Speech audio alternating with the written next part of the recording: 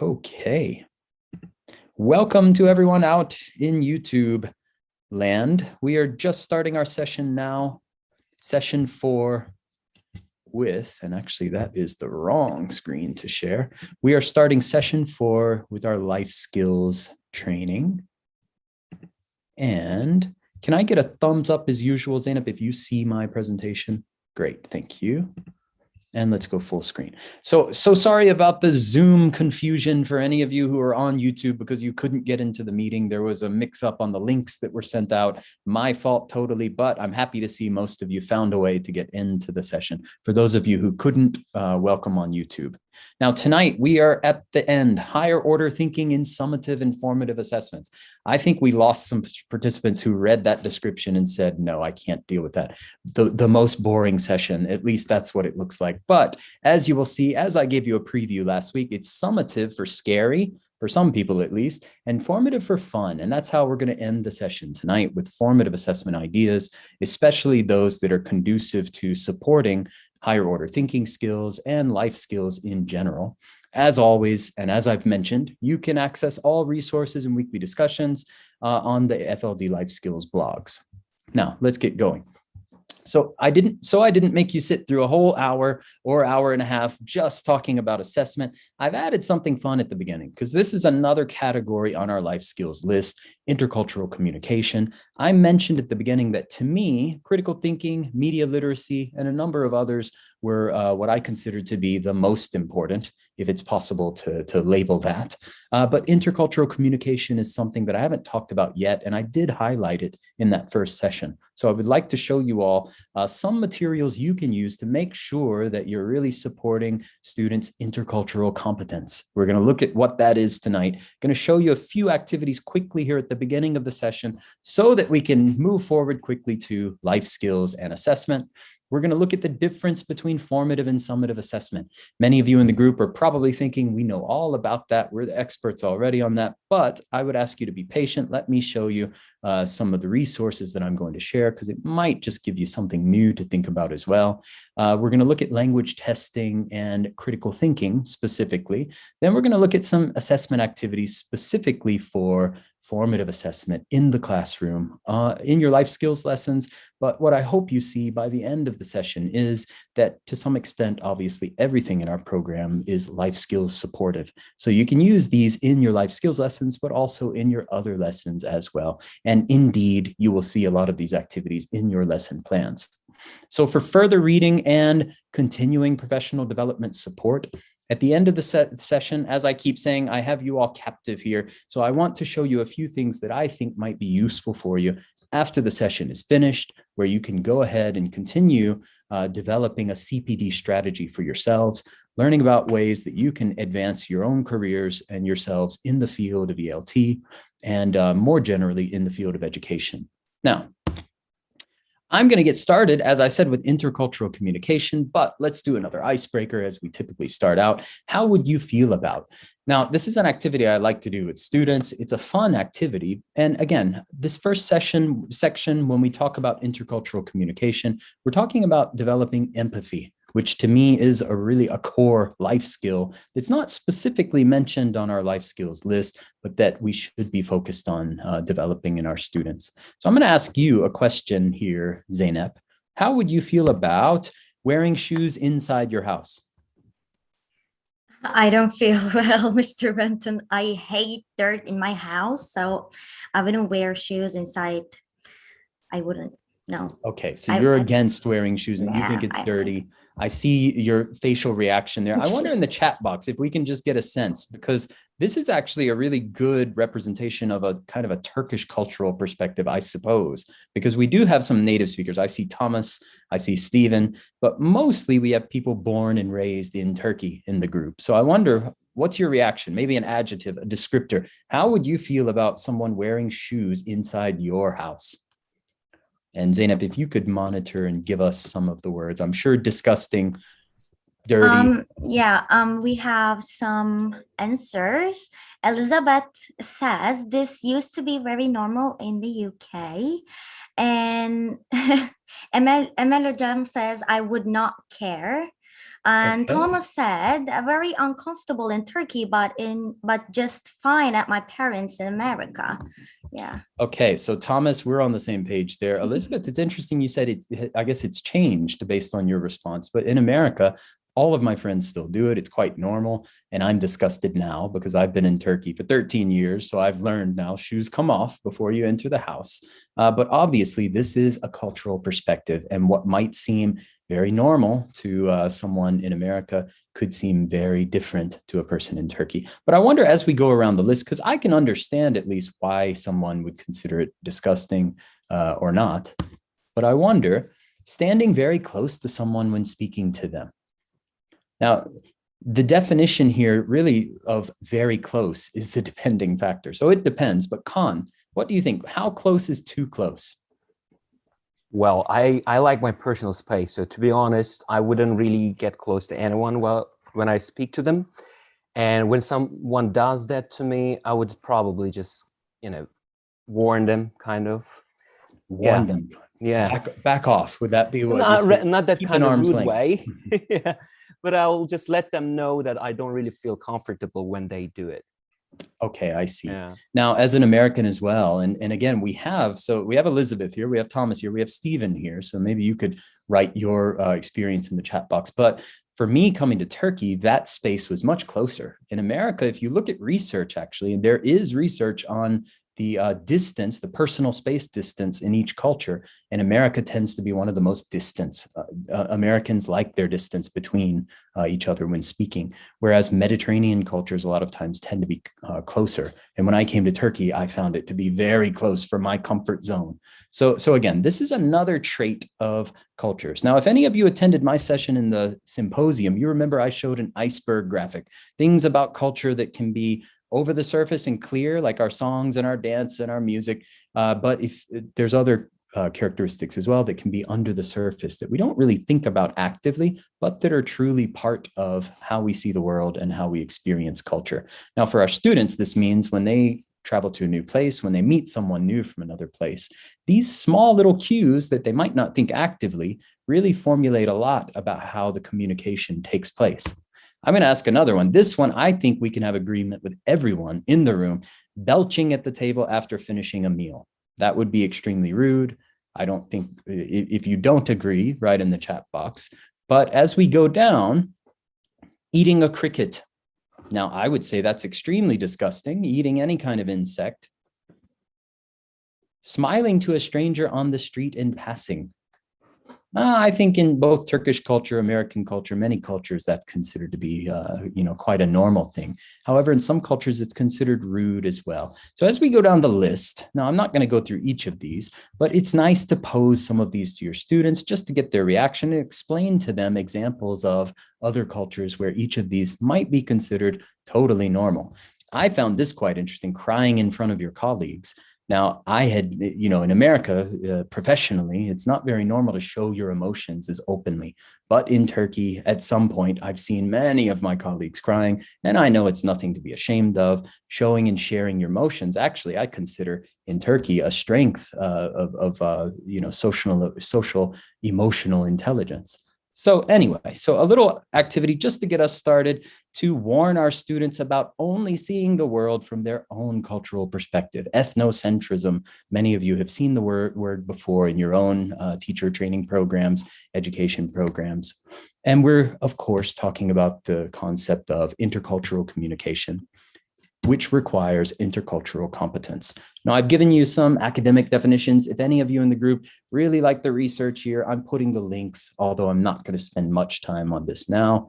The reason why I want to explain a couple of these is because I think it's so nice how, especially look at this phrase, the ability to decenter and take up the other's perspective. Isn't that just the definition of empathy and what empathy is? And so generally, when we're looking at intercultural competence, then we're requiring really a range of thinking skills that students have to undertake, critical thinking, higher order thinking, along with a range of other life skills on our list, which we're going to revisit shortly. When students are doing intercultural or displaying intercultural competence, they are doing a number of action words, as you see here. Some of them, many of them then giving us a full cycle through Bloom's taxonomy levels of thinking skills. And Gert Hofstede gave us a good definition of what culture is: the collective programming of the mind, distinguishing the members of a group or a category of people from others. This is the iceberg graphic that I mentioned to you all. So you see just how much is really under the surface in terms of how we interact. So when we're teaching language, we're not only responsible for modeling the arts, the literature, the drama, the classical music, popular music, and so on of the culture represented in that language. We're also trying to, at least implicitly, try to cover some of these other out of awareness concepts that are also included in culture. If you find this interesting, you want to read more, you have a link to follow up on. Now, other than our general national cultures or ethnic cultures, might we also have our own individual cultures? Now, at Bahçeşehir, we do not have groups of mixed nationality or mixed culture students very often. There are some examples, of course. I know Elizabeth might say down in Alanya campus, we do have quite a good mixture of different cultures, but generally we have quite homogeneous classrooms with mostly Turkish students. So focusing on cultural difference, sometimes it's difficult, especially with the young ones, to really demonstrate the difference between groups when every student is coming from a similar background. So when I talk about individual cultures, any idea what I might be referring to? Now I'm putting you on the spot, Zeynep, Sezen Khan. What could our individual culture be?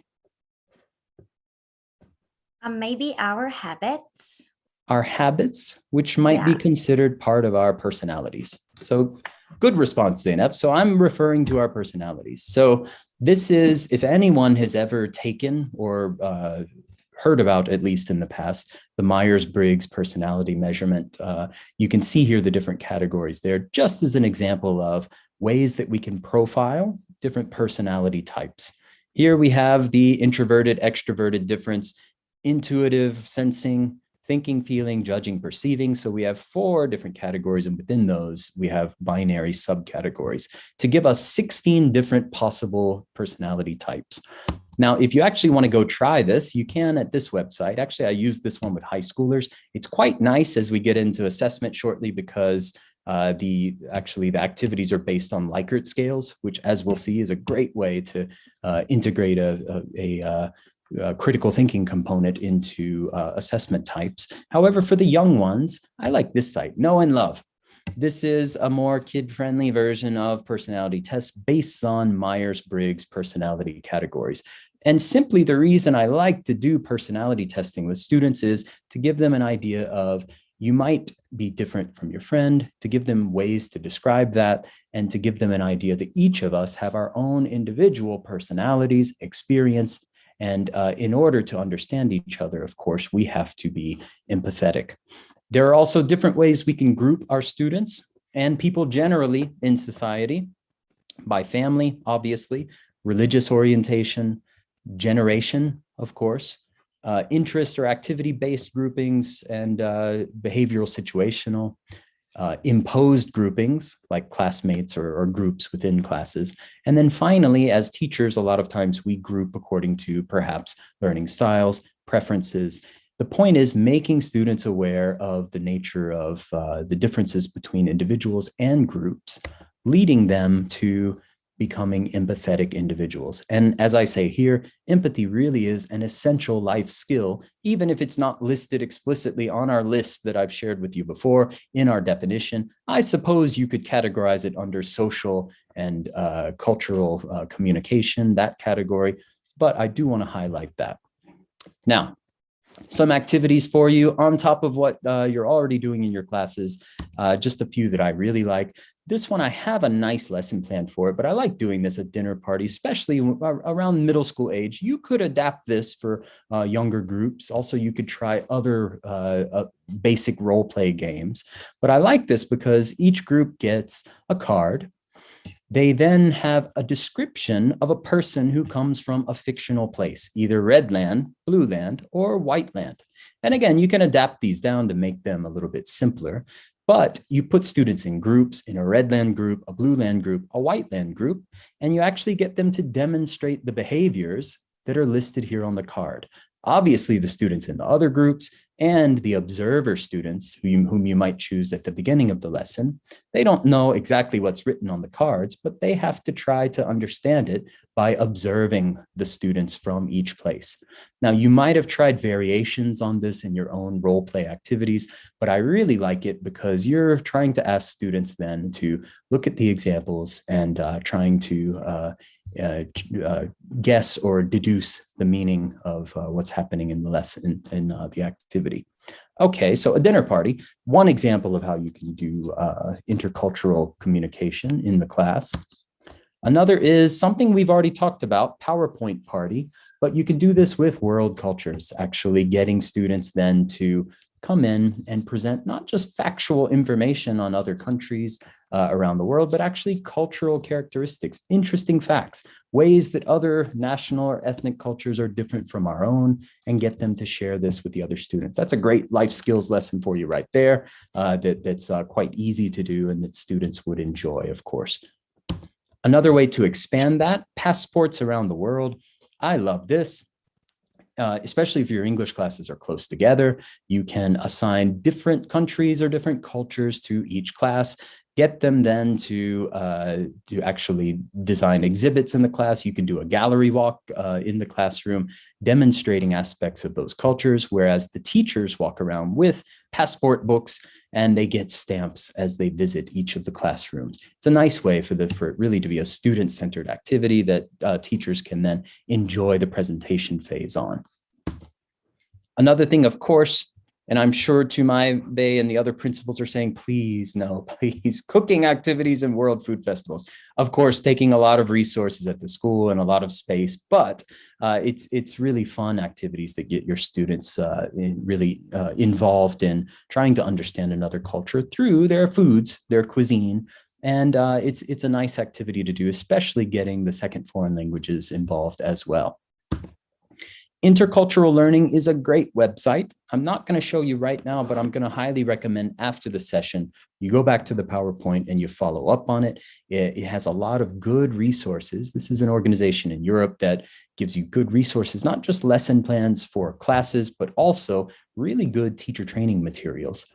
So if you go to Intercultural Learning and you look at their training resources, you can learn more yourselves. You can also then be an intercultural ambassador, going back to your schools, sharing the materials with the teachers in your own schools as well.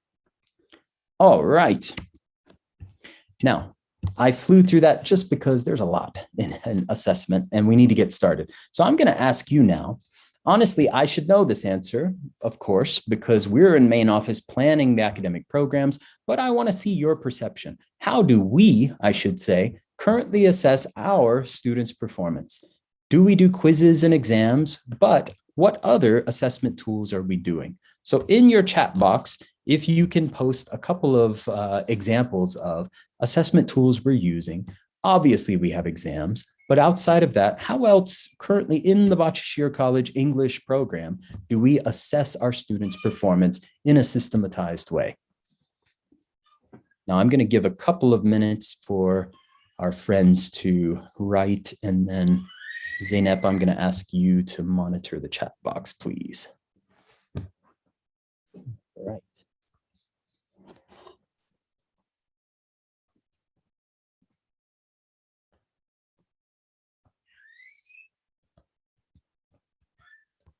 Okay, we have one answer. Great. We do TPR activities to check their understandings, reflection tools, rubrics as self-assessment, some hands-on projects, and portfolios. Okay, very nice. Those all to be discussed shortly.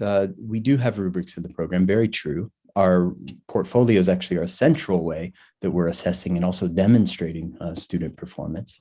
Okay. So and we have, presentations In preschool, real condition situations following rules. Okay. Well, if I'm not getting too many other responses, then I'm happy, because after tonight, you'll have a lot of other assessment tools that you can incorporate in your life skills lessons and outside of those as well. So let's get started with another quote. Madeline Cheek Hunter, she said, and I want you to read all of this because I think it's so nice. To say that you have taught when students haven't learned is to say you have sold when no one has bought. But how can you know that students have learned without spending hours correcting tests and papers? Check students' understanding while you are teaching, not at 10 o'clock at night when you're correcting papers, so you don't move on with unlearned material that can accumulate like a snowball and eventually engulf the student in confusion and despair. Such a nicely stated perspective on assessment, one that I would certainly agree with, and one really that is emphasizing the importance of formative assessment in our lessons and in our education programs. Now, when we look at life skills in our assessments, a few things important to point out. According to how we have defined life skills, we have 21st century themes, and we have a number of skills areas, including career skills. Actually, we can see on the next slide, to skip ahead, we have 21st century themes, learning and innovation skills, information, media, and technology skills, and career skills. This is the kind of framework that we've given so far.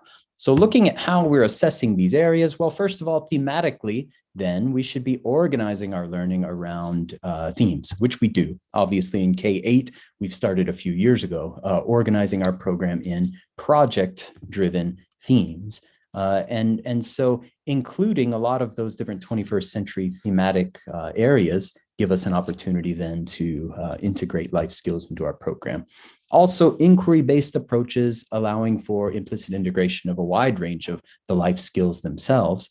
We're not always saying we do collaboration here, we do communication or critical thinking here. We do it everywhere. It's implicitly integrated into how we do our entire program. Learning, innovation, technology, and career skills then should also be implicitly integrated into the assessment instruments that we're using, into our exam structure, our portfolios, rubrics, both of which were just mentioned. And that's really what we're making a big effort to do this year, as we're investing a lot of time in bringing our assessment program really even to a higher level of 21st century learning. Teaching methodologies should include opportunities for authentic task and project-based learning. And certainly students can demonstrate the widest range of life skills in a project type or a project-based or portfolio-based assessment. We're going to see more about that shortly. However, some life skills, just important to point out at the beginning, some life skills are not measurable for many years to come. Obviously, we're talking, especially with young learners, about outcomes that we are planting and we are seeding to see the outcomes sometimes years later. This is an important role. It's something where we don't always get an immediate ability to measure, but it's something that we should keep in mind, that we are preparing our students long-term for life skills. Okay, so defining life skills, I've just shown this. You see the main categories and again, the subcategories here that we've discussed through the session. Now, for tonight, though, I want to talk about assessment first in general, the two major categories here, formative and summative. Now, I've made the joke a couple of times, summative for scary, formative for fun. Because of that, I'm going to start with summative actually on the next slides, and then we're going to move to formative. But I just want to make sure you're all clear on what these terms are actually referring to. So formative assessment is then what we use to actually adapt our language program to meet the immediate needs of our learners. So it's feedback assessment that we do in order to get feedback on the go so that we can adapt our teaching to make sure that our learners are maximizing those learning opportunities. Now, summative assessment is then to use to determine how much learners have learned at some place along the curriculum. So we're looking at the end of a unit, for example, even at the, let's say, the end of a certain segment inside of a unit, at the end of a term, at the end of a school year, at the end of a language level. We are then summatively assessing how much students have learned. You see examples. You actually see some overlap. For example, you see quizzes in both formative and summative, because a lot of times When you make the differentiation between assessment type, it comes down to how you're actually using the information that you gain. Now, finally, critical thinking skills should be integrated into both assessment types, and we're going to talk about how in the next slides. Summative assessment to get started. The scary portion, but I don't consider it scary. Actually, I consider it something that's absolutely necessary for any language program or in any educational setting. How do we do testing is the question. But first of all, it starts with our students' perception toward them. So if you can give me one word, and if you can write it in the chat box and tell me, how do your students feel about exams? I'm especially interested in the youngest learners too, before exam anxiety really sets in. How do your students feel? What are their thoughts on the Mentora IS exams and on the other exams in our program? Okay, Mr. Benson, we have stressed, nervous, anxiety, excited, fear, pride, stressed, more than one, worried, this kind of negative adjectives. Is there any positive perspective toward exams in the group? Not yet. Okay. No. So sadly, quite a negative attitude or perspective toward exams that we have. And obviously we can understand why. We're a high stakes exam culture here in Turkey in terms of what students are moving toward with their national exams, obviously at the end of 8th grade and then at the end of high school. In terms of English exams, a lot of times if the exam stress is not built into the perspective, then it's hard to really get the student to take it seriously then, which is sometimes an issue we have with our Mentora exams and other exams that aren't officially recorded into any kind of a stake for the student. But when developing our exams, our goal, of course, is to make sure that we're getting information that is useful for developing our program and is also for use in understanding students' progress and being able to describe their performance. Now, for any of you who want to take another step, I've tried to keep things light enough in these courses so far, where I haven't gone in too much detail in terms of the background, the academic theory. But for any of you interested in testing, certainly if any of you in our assessment work groups are joining us, I highly recommend this document. It's only 35 pages. It gives you a really good, quick crash course on language test development and examining. It's a relatively quick read that you can do. Next week, we have some time off coming. Maybe you can take it and over a coffee, you can go through this guide. Highly recommended. Now, when designing a language test, suggestions for best practice, I'm going to go over some of these to give you an idea of what we are trying to do now as we overhaul the testing program, both at Mentora Assessment and in the Bahçeşehir College headquarters. So we're looking for language tests that give us all of these different descriptors here. If you don't know any of the words, again, the booklet on the previous slide will be very helpful for you. But until a test is designed in a way that is, for example, fair, valid, reliable, and that can effectively discriminate learner performance, it's not going to have an extreme level of value for the academic program it's being used in. Now, when we get up to life skills and we start talking about higher order thinking skills, we then want to make sure that that's also embedded in the exams that we're using. Of course, we have constraints sometimes. We want to include opportunity for students to do recognition activities like multiple choice, highly controlled activities, also productive activities that are controlled, like a sentence completion or a short answer, and then free production like extended writings or speaking activities. Obviously, because of constraints of our program, we're not always able to include all of these different types of assessment. Ideally, though, a language test should include as much as possible to give you a full range of performance indicators from students. Another thing that we want to do is have activities on the exams that include both lower order and higher order thinking skills, a nice representation across levels. We want to look at activities that students have been prepared for, but not taught toward. We don't want our whole program being taught toward student success on the exam. We want them to be successful as an afterthought because they've been prepared so well by our language program that when they get to the exam, it's something that they can just naturally perform the skills that they've already learned. And strong best practice for language tests also includes authentic materials, obviously, whenever possible. Finally, being communicative. Now, these are some general ideas here for you. Now, otherwise, though, since our focus is on higher order thinking skills, what task types really foster those? I've given you a list of them here, and you're probably saying, well, that's pretty much all of the task types that we use. Well, the point is, all of these can foster higher order thinking skills if properly constructed. So a good multiple choice question is a good question. And it doesn't mean that students cannot use higher order thinking skills like analytical skills, interpretive or evaluatory skills on a multiple choice question as well as they can on others. And so you've got a list here of some of the different question types that you can really make sure that higher order thinking skills are embedded. Now, I'm going to put a couple of sample exams on the blog outside of our program, just to give you an idea of different task types here where higher order thinking skills are successfully embedded, just so you can go through and get some ideas of language exams with strong higher order thinking skills.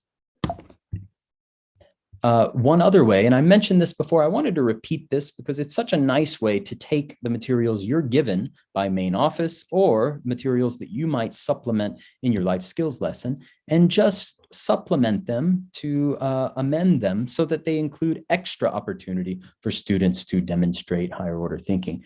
For example, here you have a short answer question, but I'm asking then students to take that next step.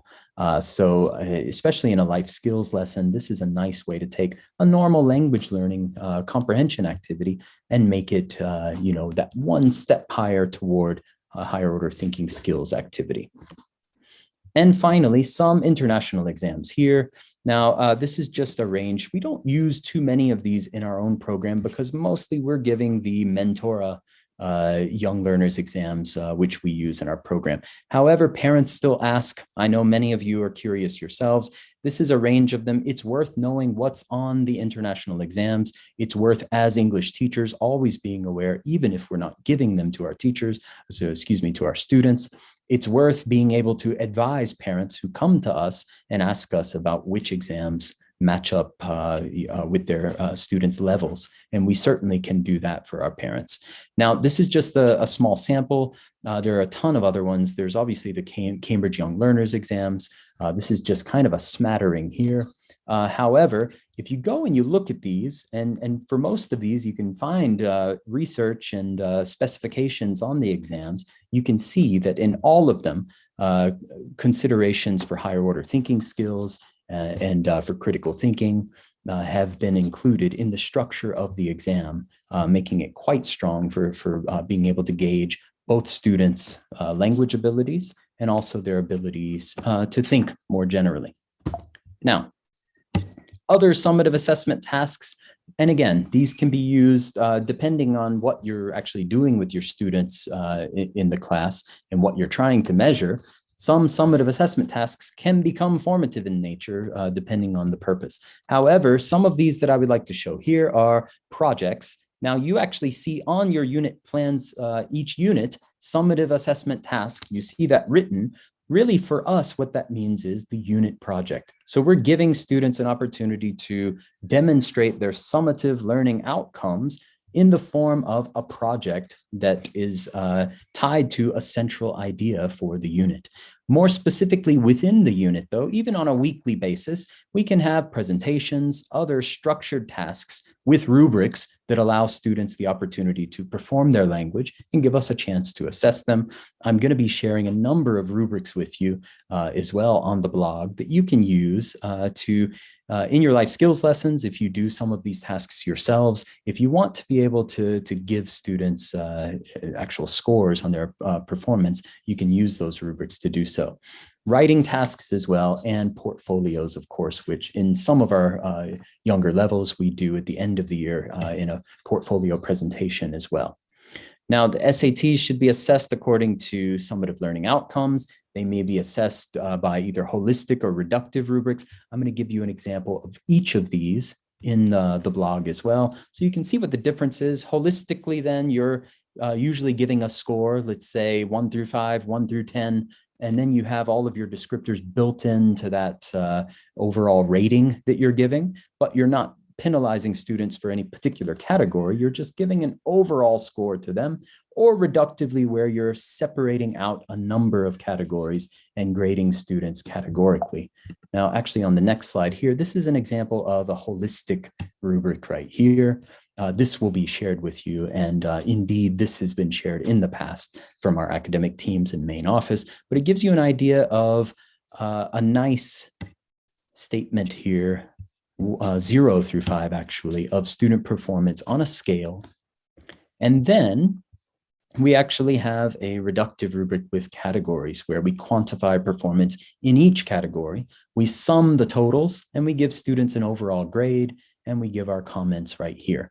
Now, in terms of life skills, of course, the nice thing about these rubrics is you can substitute categories, you can add extra categories, you can add your own descriptors. It's really up to the teacher, it's up to the academic program and what you're trying to measure specifically in terms of what you're actually including. So I've included ideas, organization, voice, word choice, sentences, conventions, and presentation style. Including some kind of stylistic formal aspects of the presentations here. But again, this could be easily edited to include any of the different life skills categories that you feel the particular project or presentation could allow your students to demonstrate.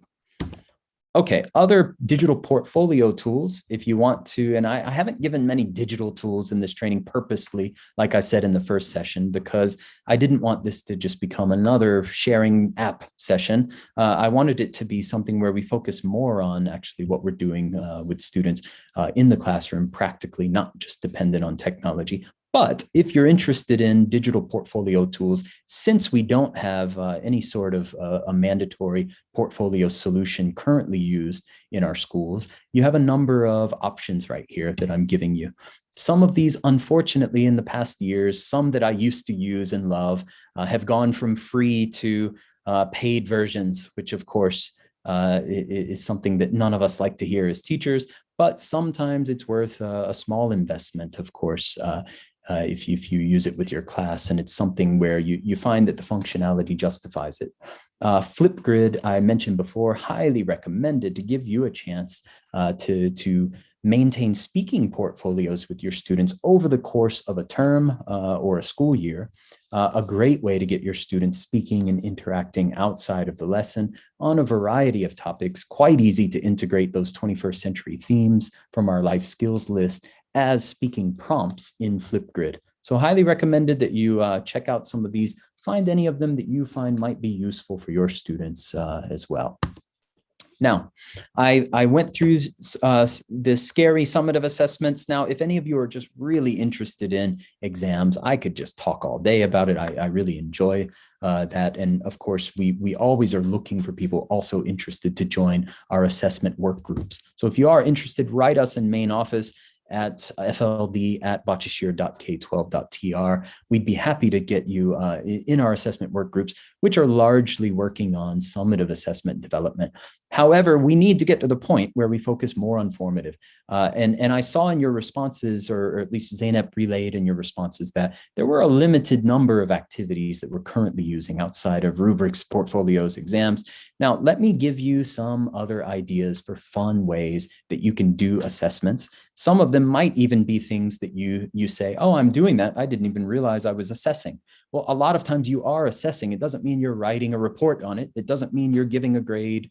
Obviously, formative assessment sometimes is just an informal way for teachers to keep track of and keep tabs on how students are progressing. Sometimes it's just a simple question. So let's look at some of these.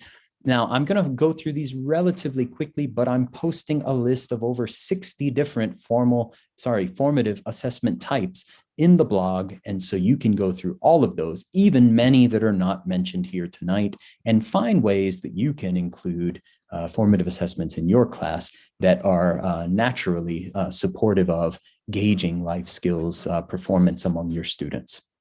Now, I've mentioned one before already, gallery walk. This is just to demonstrate that sometimes an activity also includes embedded opportunities for formative assessment, especially with gallery walk. If you set it up the right way, the nice thing is your students are giving each other that formative feedback. Anytime you can make peer feedback part of what you're doing, it's saving you time as the teacher. It's allowing your students engaging ways to have communication in the class that is not between the teacher and the students, that is student-student communication. So I like doing that where students put up their unit project, display it in the class if it's like a poster or some other visual presentation, and get their classmates to walk around and leave either post-it notes or some kind of other short spoken feedback that they give to each other as they move around their classroom gallery.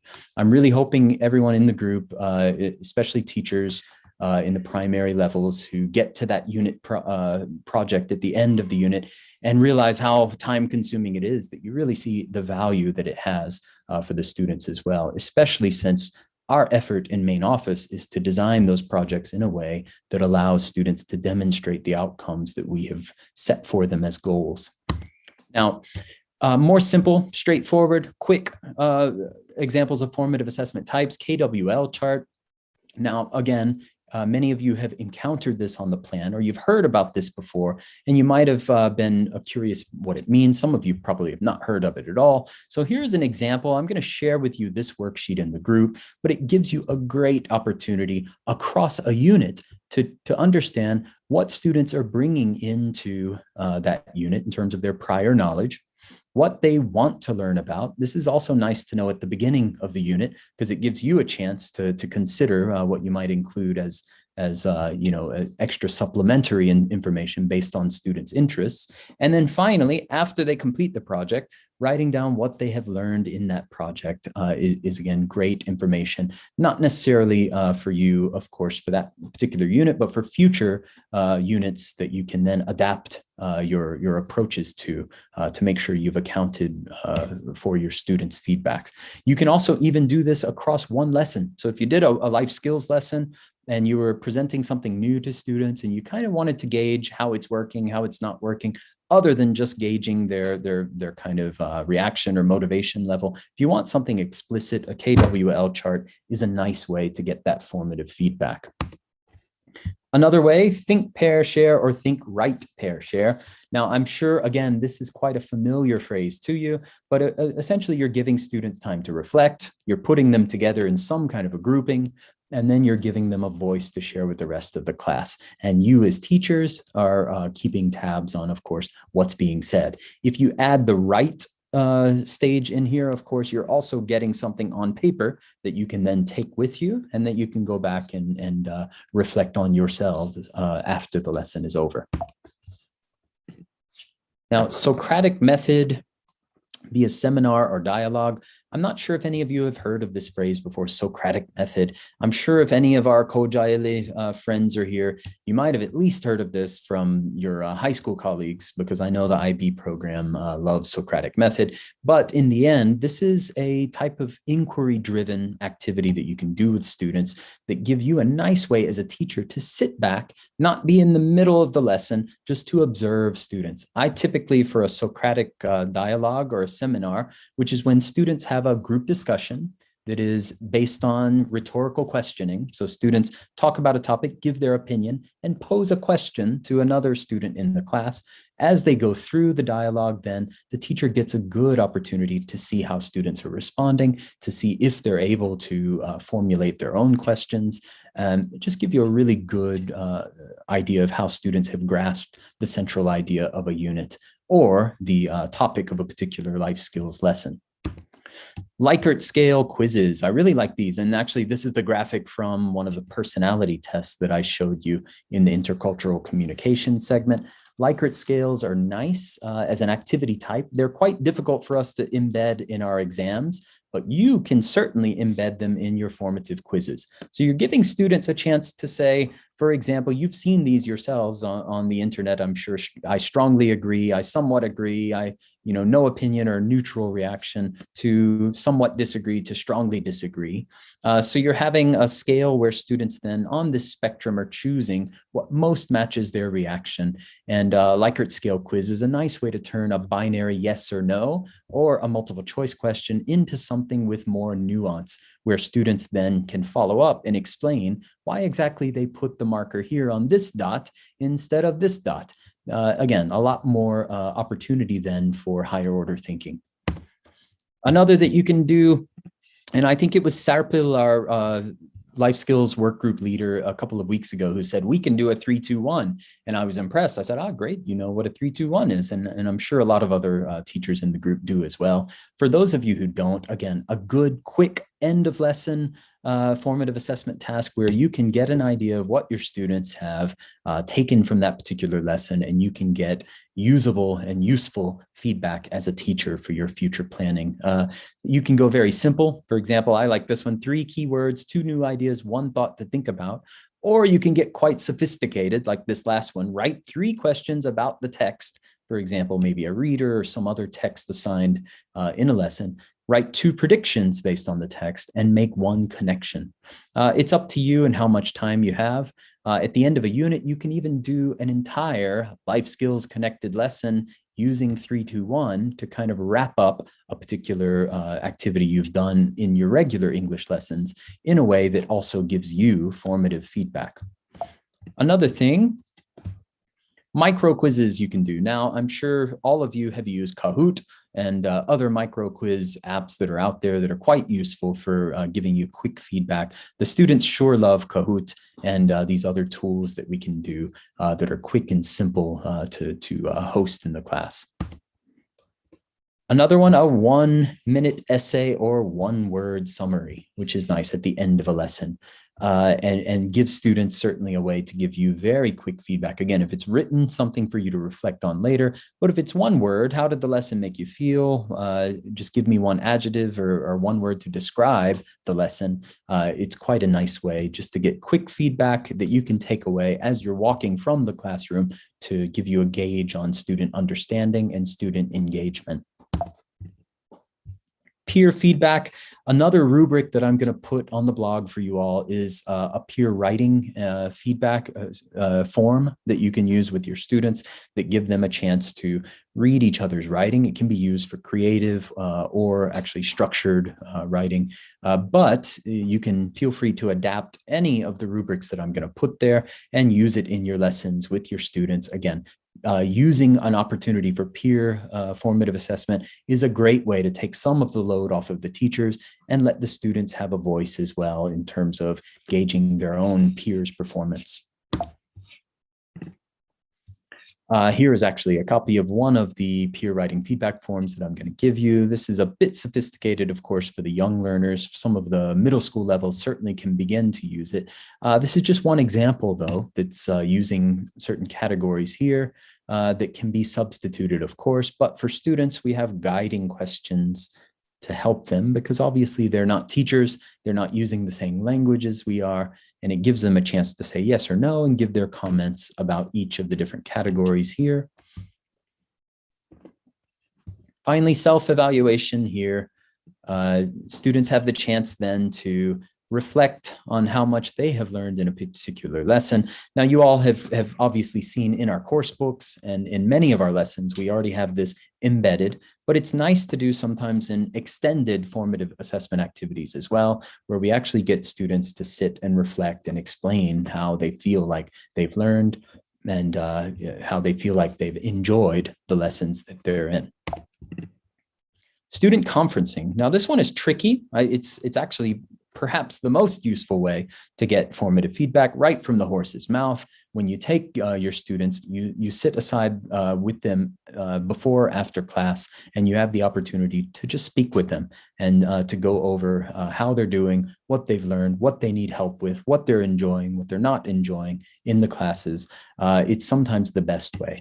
Now, I'm sure a lot of you are thinking with the hundreds of students that you're seeing, especially some of our extension teachers in some levels, it's often very hard to have the time to meet with every single student on a consistent basis. But of course, we work within the constraints that we have, and we try to have as much formative contact with students on a one-on-one basis as possible.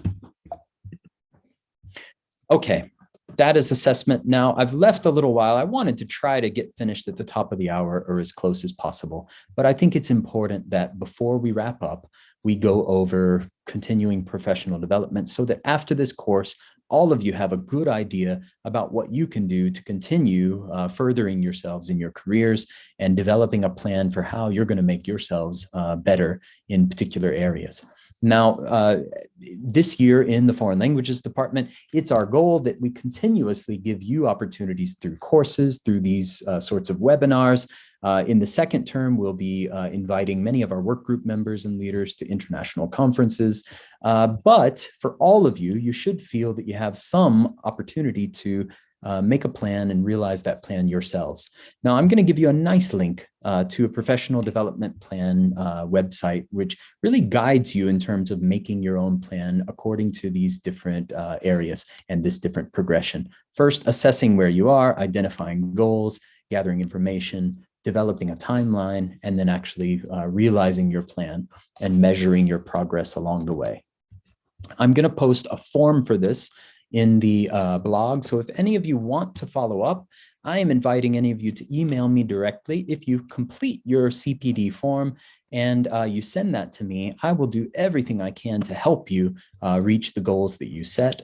That's what we should all be doing for each other. We're a big family. We have 2,000 teachers in our schools in the Foreign Languages Department, but it's our goal that we give you the tools that you need, each and every one of you, to make sure that you reach your career goals. So a good step is this: setting your CPD plan, share it with us in main office.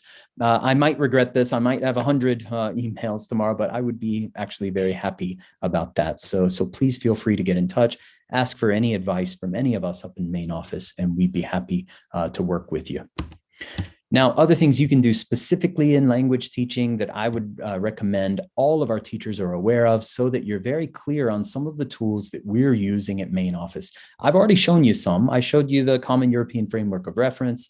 I showed you the Global Scale of English, the Equals Core Inventory, many documents in our earlier sessions that you still have to follow up on. But if you want an idea of generally the categories that you can improve in, it's nice to have an idea of the European Profiling Grid. This lays out 12 categories of teaching competencies where teachers internationally can be measured according to an international standard. So please check out the European Profiling Grid. You can find it on the internet with a quick search. You can actually find the electronic grid where you can go look at each category, understand the descriptors of an effective English language teacher, or I should say foreign language teacher. The Equals Teacher Development Framework, I've actually put a copy of the cover here because it's such an effective document. Now, many of you have been using the lesson observation form that we have shared with all of our campuses. Actually, our department heads who have joined, you use them very often because you are observing both terms, all of your teachers.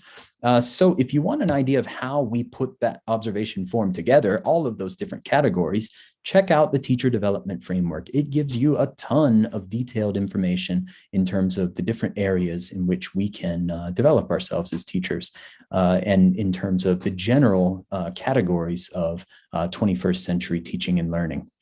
Finally, the Cambridge English Teaching Framework is another good place to look.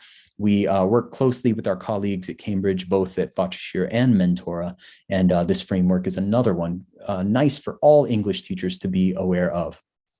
Finally, other courses and trainings. Now, I announced to our local department heads yesterday that we are going to continue these Thursday evening trainings throughout the year. I'm really excited because we have several of our Botchishire University ELT professors, also Boğaziçi University FLED professors.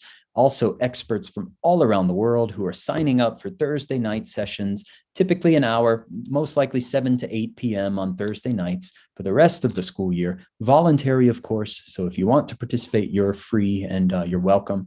However, outside of Thursday evenings in the FLD, there are many other things you can do. The CELT courses, I wrote an email announcing, or actually in our meeting yesterday, I believe I announced that all CELT, that includes CELTA, CELT-P, and CELT-S courses are available to Bachishir College English teachers at a reduced rate. I posted the new rates for those as well. For CELTA, it is 950 pounds, Great British pounds. For CELT-P and CELT-S, it's 450 Great British pounds. So if you'd like to sign up, those are good prices compared to what else you'll find in Turkey and internationally. Please feel free to write us at fld@bachishir.k12.tr. There's also other internationally recognized certificates you can pursue, TEFL courses, TESOL, and I would just say, please use your judgment when you're investigating particular websites or organizations that are offering certificates like this, just to make sure that they're reputable, that they're giving you what you pay for, that they're something that will be recognized by schools around the world. If you have any questions about that and you want guidance, write to us in main office. Again, that's what we're there for, to support you. Fortunately, now we have a ton of other platforms we can use to pursue CPD. Now, I met a young teacher a couple of days ago in an interview, and I looked at the CV, and the CV was full of trainings from Coursera. And I was so impressed because I could just see that during the pandemic, when half of us were on Netflix and the other half of us were being driven crazy by our kids at home, there were some people out there doing Coursera course after course after course, trying to make themselves better. You have these opportunities now. You have independent online courses and a whole array of platforms where you can go to learn more about a wide variety of courses or areas within ELT, and indeed in just about any field you can imagine. Finally, master's, EDD, PhD programs. There are actually many that have moved fully online now. Of course, as Bachishir College English teachers, you have a nice advantage with the Bachishir University ELT Masters with a discount. And you also have the opportunity to pursue any other online degree programs that you would like. Of course, again, if you're considering one, you're not sure, you want feedback, you want ideas for maybe a master's thesis or a dissertation that you're considering, keep in mind, you have a great place to do research with 2,000 teachers and 80,000 students and 144 schools. A lot of people doing qualitative studies, of course, with small groups, generate really nice theses or dissertations. But remember, for quantitative large-scale studies, being at Bachishir gives you great opportunities. So keep that in mind. Again, consult with us if you need extra guidance or advice. This is the European profiling grid, which I mentioned to you. It gives you those 12 categories. I really like this. I want to draw attention to the difference between language proficiency and language awareness. Many Turkish professionals, they tell me, I'm just ashamed of my English proficiency. I want to get better at English. I always point out to them that there is a difference between proficiency and awareness. And many times native speakers who are the most proficient, way beyond C2 because they are born and raised in the country of the target language, they might have a much lower language awareness than English as a second language or foreign language speaker. So it's an interesting thing to point out. Please take a look at the descriptors. You'll see what that difference really is between those two categories, along with all of these others. You notice here intercultural competence. So as I've mentioned that tonight as being important for our students, it's also something that teachers are really expected on an international standard to be demonstrating as a competence themselves professionally. So one more thing to point out. And again, the last category here, not to be overlooked, professionalism, something just to keep in mind. What is the expectation internationally of a professional conduct for an English teacher? Now, this book here, did I put, yes, this Jack Richards, and I've probably on my bookshelf, I have more books from him than any other author in the field of ELT. I think this is a great book that I would recommend all of you try to get it, at least an e-copy of, if you look on Amazon or any of the other websites on your tablet, perhaps, because it's going to give you a lot of great ideas for continuing your CPD. Now, here are the categories listed in the book, 10 techniques. Now, we're not going to cover all of these now, but I do want to point out embedded in our own program already is classroom observation. One thing that is not, but I want to encourage, and you will see as the year goes on and moving into future years here at Bahçeşehir, I'm really hoping we can work together so that each of our 2,000 teachers has a professional teaching portfolio online. I think it's a great exercise to do to present your professional selves really professionally and to give us a way then to get to know each other better. A lot of times you share your CVs when you first start working in a place, but then it's easy for your department heads, for your principals, for us at main office to lose sight of those experiences and those areas of expertise that you have. Teaching portfolios give you an interactive place online that's easier to access and really go a long way in helping you present yourself in your career.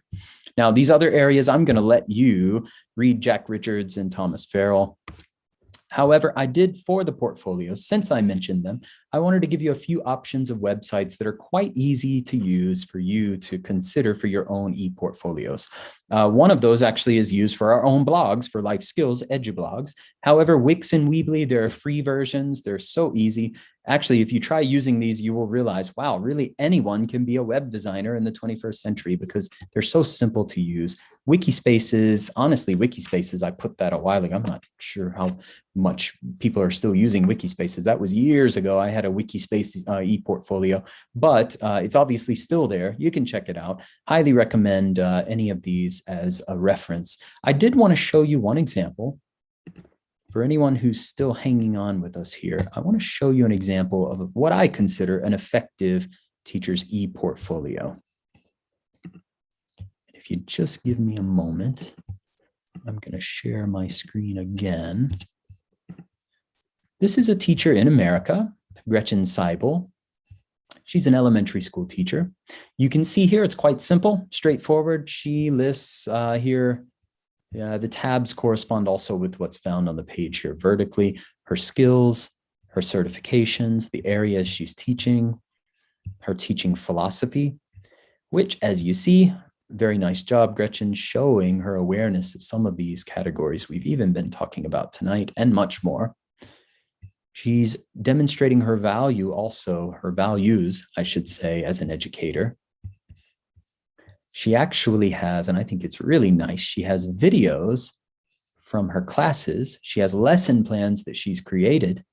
As you start generating your own plans for some of those life skills lessons where you're not limited to only what comes from main office, again, a nice place for you to showcase what you're capable of as a teacher. And these lessons are really great here as well, although one of them is not working. And then she has a professional CV at the bottom. Again, she has all of her licensures and certificates. She has a nice quote and a contact here. So this is a basic and very clean, straightforward example of what I'm talking about when I say e-portfolio for any of you who are interested. All right, let me get back now. And I'm just about ready to wrap this up. But, okay, this is for breakout rooms. That's not going to be possible. So I just want to do this in the chat room. I want to 3, 2, 1, get started and ask you throughout the last 4 weeks, if you can please write one activity. I'm going to skip all the way to one activity first that you found helpful, that you will try in your classes, maybe something from a past session that you've already tried in one of your classes. Please use the chat box and share with us now. And Zeynep, again, as moderator, I'd appreciate you giving some examples.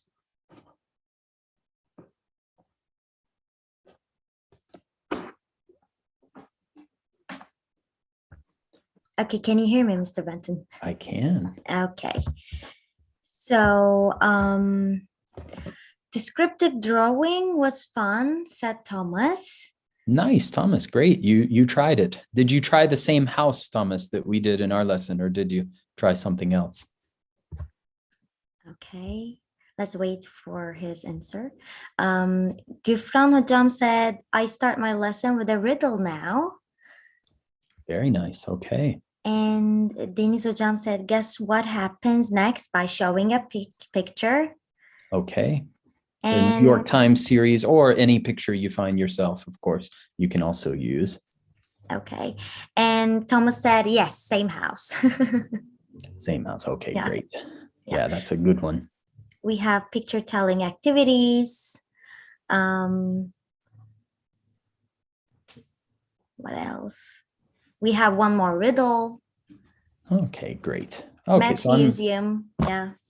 Great. Someone did a Yeah. museum. Wow. Met Museum is a great one. I hope more of you will try that out. Okay, great. So feel free to keep your answers coming. I'm going to ask one last question then. If you could choose what the next Thursday night training is going to be, this is kind of one question you still have, but not specifically about life skills. Any other area that you feel like is a need for you or for any of the other teachers in your own campuses, if you could share that in the chat box. And I certainly will make sure we save the chat log here and that we consider what you all are asking for.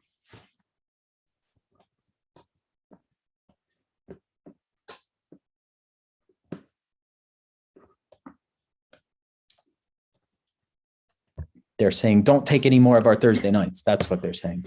Please what are we more ideas for kindergarten with Okay. capital letters. Yeah, more ideas for kindergarten is Yeah. definitely needed. And believe me, we will certainly include some very young learner sessions in our upcoming Thursday night sessions. I know for you, you're like, get away from theory. Just tell me some activities for the smallest ones, of course. And we will certainly include that. That's on our plan. Anything else there, Zainab?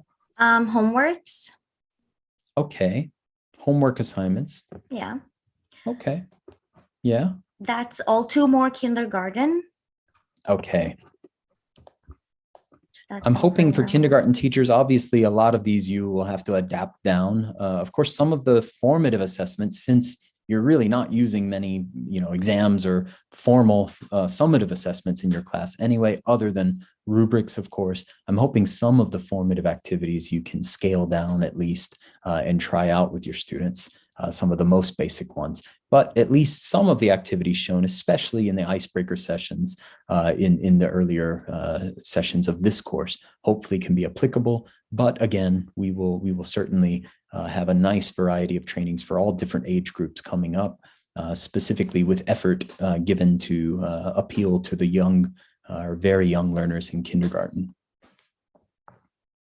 Mr. Benton, we have many more I would like to mention, if it's okay. Please. Digital tasks and tips for natives, specifically those who are speaking zero Turkish in a lesson, said Thomas. Okay, Thomas, you know what? I've been planning for like 3 years to get together all of the extension teachers, which would be the foreign English teachers, and do some kind of an event. And I had hoped to do that in Istanbul, where we could all come together. And pandemic hit, of course, but at least perhaps a Zoom session for all foreign teachers. That might be a good way and a good forum, to get some ideas, along with some of our Turkish friends as well, though, to help us have some good perspective on some of these cultural issues we might be facing in the class. You said there are many more, Zainab. So what else do you see? Okay. Planning a well-planned lessons, and we have speaking activities, writing activities. Oh, okay. Effective presentation skills, which is a crucial skill for a teacher. Yeah. So presentation skills for teachers? Yeah. They're saying, okay. Tablet lesson plans. I already copied the comments, Mr. Benton. So very nice. Yeah. Okay, so we will pour over the list that you all are generating and try to arrange some good follow-up sessions for you. All right. Okay, so everyone, this is it. And your certificates will come in the morning. The resources will be uploaded to the blog by the end of the day tomorrow. If you have any other follow-up questions, any other comments, this is your last chance here if you use the chat box. Stephen is also echoing, like Thomas said, that need for the foreign teachers to come together. So let's certainly try to do that. Let me get with the main office team tomorrow, and we'll see what we can arrange before the end of the first term to do so. Anything else coming, Zainab? A lot of thanks. Thank you very much. Let's not rush off then. Let's at least give you all a chance so we can save and go back to any comments being made. What do you see there, Zainab? A native teachers meeting would be great. Yes. There are many things, Mr. Benton. You know what? I'm still asking you for the chat box, but Zainab, I see it myself now. So I can okay, also, that's great. I'm going through it. Okay, tons of thanks. August materials for students to study at home, Chala asks for. Okay, great. International projects about ELT and how to apply from Bashak. Last week I shared, I think it was last week, the week before, a couple of resources for e-twinning and also for international pen pals. So you could get involved with those. Those are not specific to ELT, but we certainly could put you in touch with more information about that. Chidem says 1 minute debate worked really well. Nice to hear. Pop debate, I think we called it last week. Okay. A couple of ideas for tablets, including you, Asla. So we'll have to follow up on that as well. And now it's just a lot of thanks, and please let us go. Free us for our evenings and a busy Friday tomorrow once again. Thank you so much, everyone.